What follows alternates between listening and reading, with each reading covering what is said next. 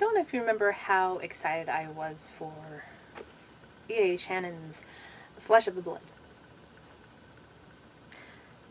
Yeah, it is and isn't exactly what I was expecting. I mean, it's self-published, obviously, so there are issues. I just didn't realize it would be so badly edited.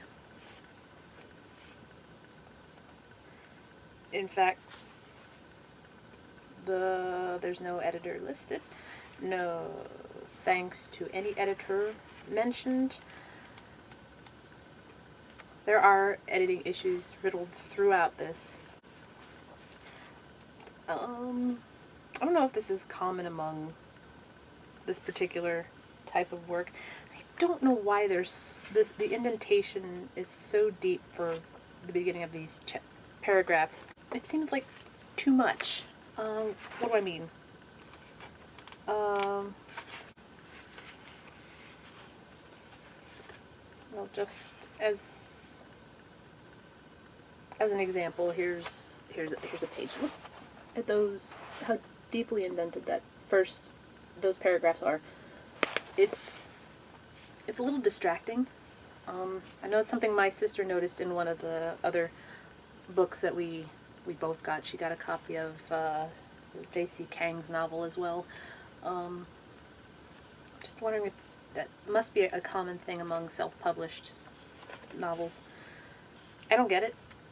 I kind of get it. It's probably to make the book longer, I guess.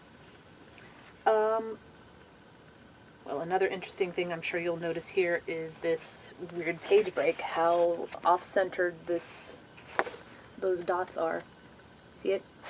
And those page breaks are not consistent either. The spacing is quite terrible in some places. Which is funny, because early on the spacing is fine. It's just as it goes, for some reason it gets worse. Let me see if I can find it. Like with some of the spacing, I'm not sure if those were meant to be page breaks or if it was just a mistake. There were many times I was tempted to just take a red pen to this. But autographs, I figured, skip it, and there's just too much to do. Here's an example of that. I mean, what is this? What is this? There's no reason for that spacing, and that's kind of riddled throughout here. And then there are some weird grammar things going on here as well. There are a few run-on sentences that should have been broken up into two separate thoughts. And then there are also times when it's hard to tell which character is speaking, because it's not really said, so-and-so, blah, blah, blah, blah, blah, said so-and-so, blah, blah, blah, blah, blah, replied so-and-so. There's not a lot of that. There's not too much dialogue. There is and there isn't.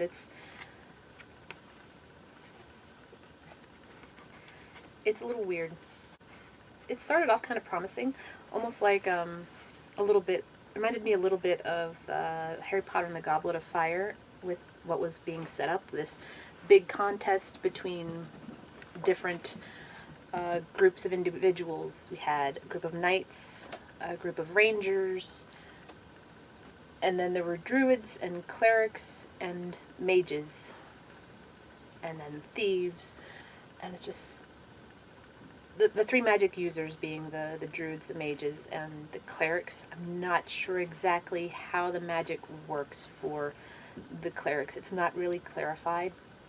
In fact, the only magic that's sort of clarified is the druidic magic. It's drawing from nature.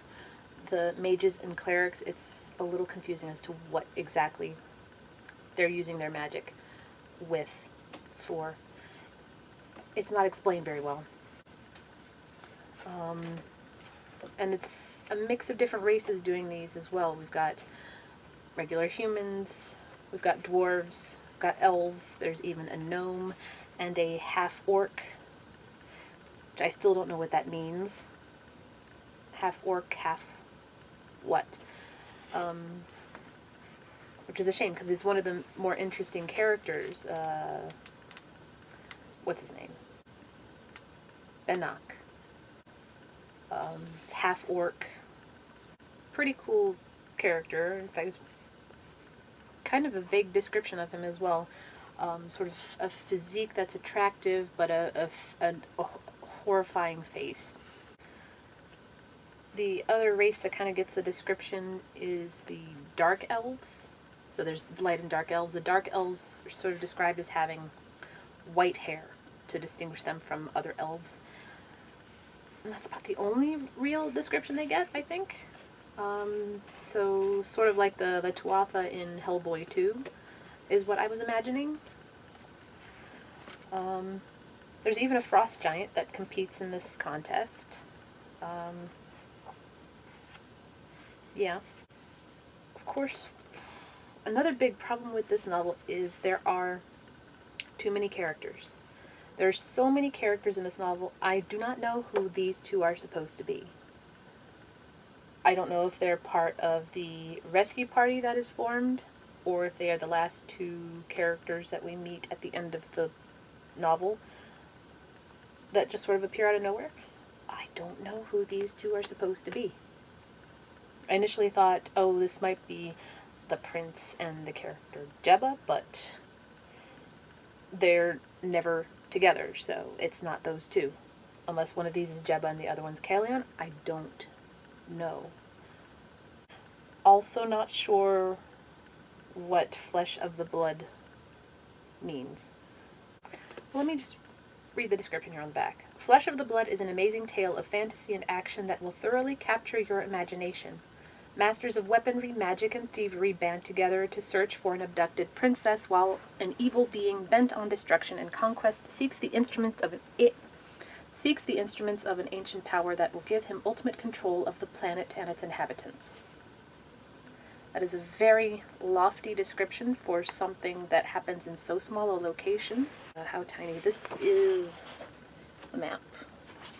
Some of the names on here are fairly easy to figure out. The place where most of the action takes place is Brigini, I believe is what it's called. Not a very attractive name for a city. Brigini. The other one that is brought up quite a bit is Bloth Na. And this whole rescuing of the princess thing, the subject doesn't come up until roughly about halfway through the novel. It's almost halfway through the novel when we get the disappearance of the princess. Let's talk about the princess. She is brought up only 3 times in this novel. Well, she is focused on 3 times in this novel, I should say. The first time she is brought up is by the king when he is reflecting on his children and her being sort of the disappointment because she's so willful and is not doing what princesses ought to be doing, I suppose. The second time we actually see her, she is not physically described. We just get the king's annoyance for her. It's like, oh, she's the bane of my existence, but I love her so much. I guess 4 times when it's brought up that she's been kidnapped somehow. And then we actually get to see her sort of in action while she's being kidnapped and being transported to the port city whatever. She's bound, she's gagged, she screams. That's it. Nothing from her perspective. It's all other people. And according to Mr. Channon, this is about her. So I'm a little curious as to why she was not properly introduced or characterized in this novel at all. Why we don't see her actually interacting with anybody. Because the second time I mentioned where it's in the middle of the contest. They're watching what's going on. I guess. I don't know exactly what they were watching, because that's not described either. Anyway, she's chatting with her brother. Chatting. I don't know what they're talking about. We could have had the king listening in on their conversation. We could see her actually interacting with her father. We could see her flirting with whoever's around. There's absolutely nothing. He shows nothing of this princess, so I don't know why we should care. The one character who kind of gets the most attention is King Dia, who seems like a good, reasonable king. He's like what you would imagine a good king would be. Well, he's obviously good because he set up this contest, which is, I guess you could say, it's like a fantasy Olympics. Because these people from different professions from all over the, I guess we'll call it the realm, from different kingdoms, from different places, competing peacefully together, because killing is a no-no in this contest. Yeah. For a moment I thought this was going to follow the prince, too. Prince Frey. Or Fry. Not sure. It's Frei, so I'm not exactly sure how that's supposed to be pronounced, because it could be pronounced either way. A little frustrating. There are too many characters. Let me clarify. There are too many named characters that are brought up, forgotten, brought back, or remain forgotten. Like, for instance, there's a character named Niali, another name I'm not sure how to pronounce.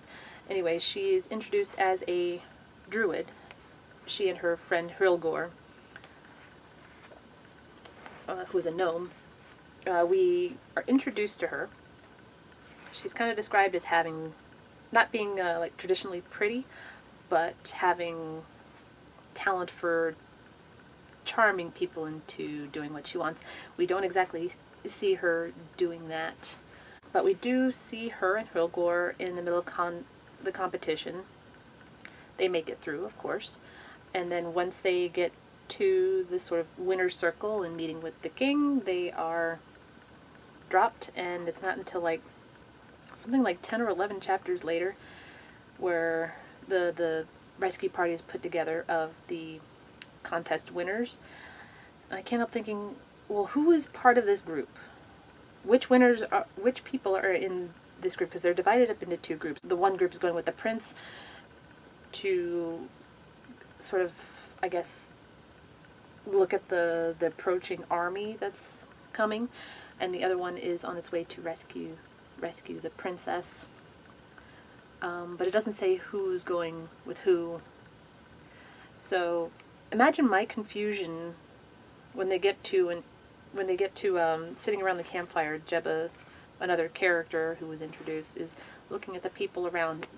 Only a few names are mentioned, and then suddenly, when they get to an inn after they've started moving, Niali speaks up, and I'm like, wait a minute, you were there this whole time? Yeah. Things like that. I think there's a moment, too, where one of the other characters, I think she's a healer, a cleric, I guess, and she asks, where is Waylor? And for the life of me, I couldn't remember who Waylor was. So I was like, who the heck is Waylor? Some random character that was introduced in a winner's circle sometime in this first portion and never mentioned again until that moment when they couldn't find him. Another one was Winstow. Who was Winstow? I shouldn't be asking who this character is halfway through the book.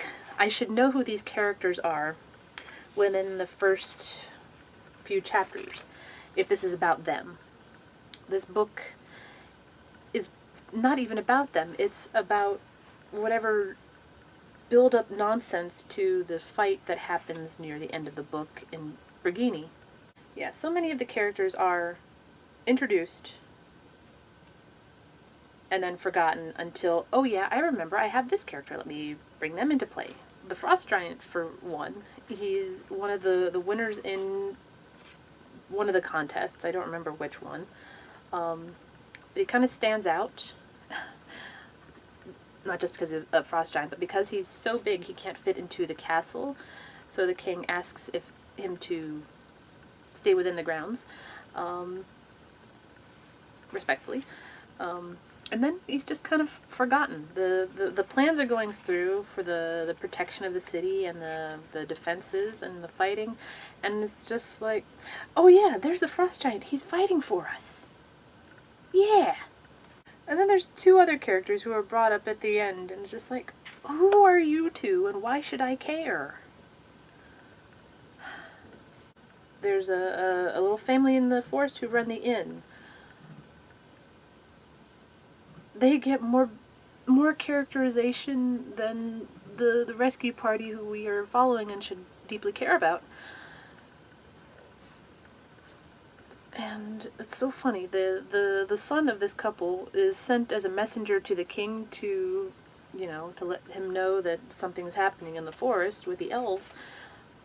But when it gets to the part in the story where the king is going over where the messages are being relayed, and that character who was given a name is not named as one of the messengers. We don't know what happens to that family. Don't know if they survived. Don't know why. Don't know why. Two other instances. There was two separate moments with characters that were introduced and then killed off. So two dwarven thieves who were hired by the bad guy, or one of the bad guys, to steal something from the king. It's one of the better passages, because they're actually interacting with each other, communicating with each other. They're brothers. We get that emotional attachment, and this creepy magical thing that they're trying to get. It's again one of the better moments. I don't know why it couldn't have been given to one of the actual characters that was introduced that is actually a thief. That would have been more interesting. Especially considering that character could have been like a double agent. Who are they working for? Are they working for the benefit of the kingdom, or are they working for the benefit of the bad guy? Could they change sides? That could have been so much better. But no, it was just two rando dwarves. One dying from this magical object, and the other one getting murdered by the person that hired them. Spoiler. Not that it matters, because yeah, doesn't matter. Another one was two elves. One of the elves is carrying one of the magical items. He gets injured, a very deadly injury. Then he gets placed on a Pegasus unicorn. They fly off and are never heard from again. Don't know if they're alive or dead. That kind of happens with the prince as well. His forces go off to meet the enemy. A few people come back. We don't know if the prince survived, if anybody in that party survived at all. So they're all presumed dead. No definitive answer there, of course.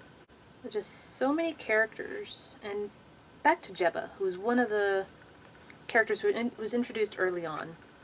Kind of sticks out a little bit, because he makes a request of the king in the Winner's Circle to make his son a sort of ward of the court while he's going on the final task for the contest, which I don't know what it was supposed to be, because the rescue situation erupted.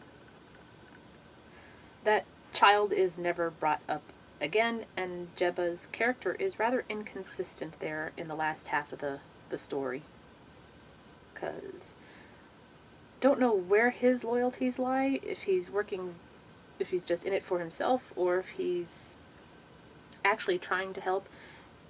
It says he's trying to be the voice of reason. There's nothing reasonable going on in this story, because we don't see anybody really interacting with one another. The only character that seems to at least attempt to interact with people is, what's his name? It was one of the more interesting characters too. It was the thief I mentioned before, Chancellor. Because he's introduced in the same section as Jebba, if I remember, in a tavern before the contest begins. Because he was waiting to see if he was going to be allowed to participate, and very excited he was. He's kind of described as small, like, where is it? There's so many characters, and it's not really clear on who's what in this. Like, are these characters, are some of these characters dwarves, are some of these characters elves, are they men? I don't know. The only two that I know for sure who and what they are, let's see, there's a character named Zanz that is a dark elf. There's Benak, who is the half-orc. There is somebody who's a regular elf, I don't remember who. Hrilgor, who is a gnome.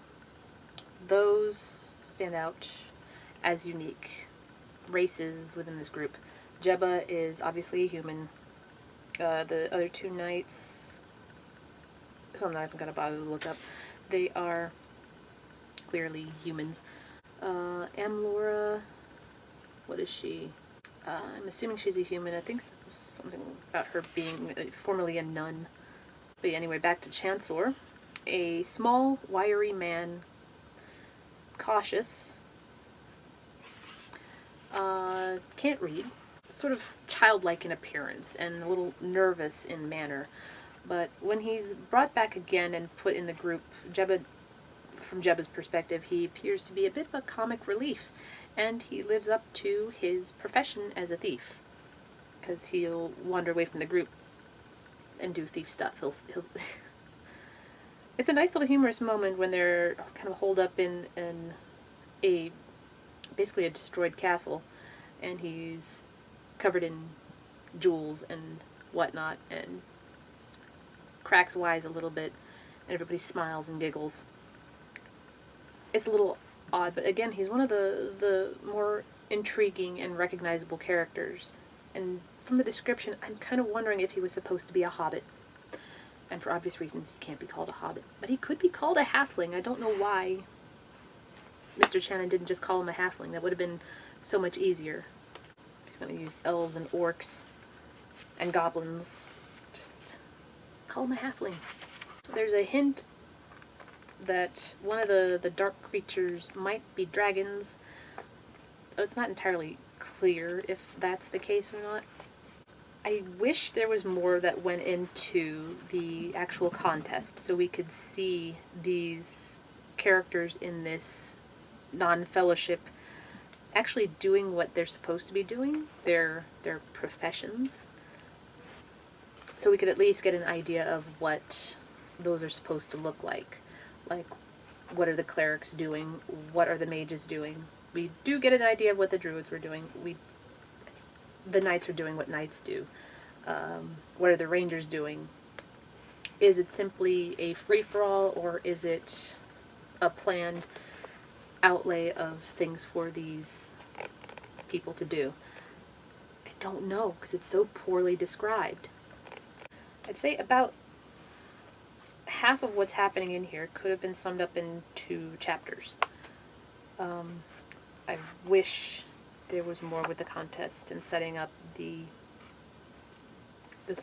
rescue, the people in the rescue party. I wish there was more of the princess being introduced to us here, where she should be introduced, since she's apparently more important in the following novel. Don't quite understand why we were seeing a perspective from the bad guy.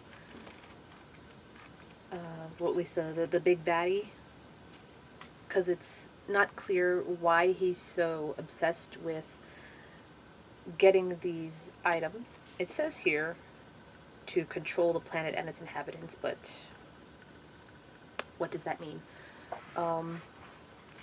What is this device supposed to look like? It's just described as something old and magical. I'm assuming that's going to be brought up again.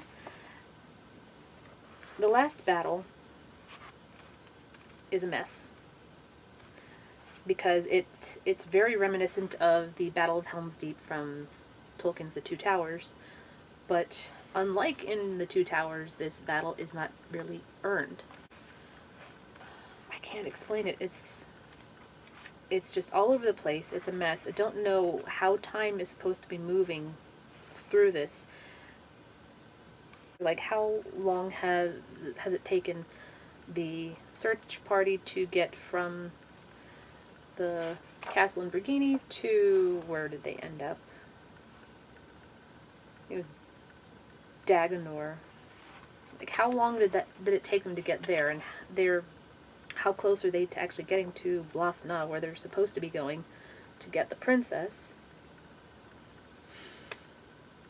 And how long has the battle in the city been going on? Has it been a day? Has it been 2 days? Has it been 3 days? Has it been 4 days? I don't know. The contest itself seems to be going over the course of a week, but it could be longer. I'm not sure, because we don't get a planned out idea of what this contest is really about. Spelling, there's not really any spelling issues that I could see, but there were definitely some grammar and word choices that were a little weird. Well, not weird, but easy mistakes that are not usually picked up by spell check. Just slowly getting frustrated as I was reading this. But I am going to get the second novel. Only because I want to find out just how unnecessary the majority of the characters brought up in this are going to turn out to be. Because I have a feeling the majority of them are just going to die or disappear. There's also a weird map placed in here. In addition to the one at the beginning, there's another one placed in basically the middle of the novel for no reason, because it does not help clarify any directions. In fact, it is a little more confusing. It shows mountains, but it's like, we can see the mountains on the other map. If you're going to provide another map, that should have been a map of Vergini, a setup of the town where most of what we care about is happening. Just like if most of your action is going to be happening in a manor house or a castle, having a diagram of said house or castle would be useful to the reader in figuring out where exactly you're supposed to be looking. Yeah, having a diagram of the town would have been helpful in sort of picturing the battle going on as if the battle mattered. Because the king ends up getting kidnapped, and we get the most lackluster cliffhanger. Let us leave and continue on. The longer we sit, the better chance she has to get away. With that, Caelion kicked the sides of his horse, causing it to jump slightly, but walked down the hill. The rest did the same as the sun rose over the trees in front of them, causing its bright warmth to cover them all as they made their way into an unknown future. Is it really unknown? Because you're still going after the princess. This novel, minus the extended brief details of the contest, which either should have been left out or expanded upon, this is about half a novel. Because a lot of what's in here could have been cut or condensed. And again, to clarify, I understand that writing is not an easy feat. There's some people who can churn out 3 or 4 novels a year, and those people are impressive. Especially when those novels are really good. Or at the very least, coherent and entertaining. But a lot of those authors also have editors going over their work with fine-tooth combs and pens and finding those things that don't work, which this book seriously needed. In fact, a lot of this felt like, it almost felt like the author felt he needed to write this before the princess's adventure. I guess. It just, yeah. It's frustrating because there is good stuff in here that was just not done. Yeah. Well, thank you for listening to this incoherent rant. I hope you enjoyed it. Take care, read well,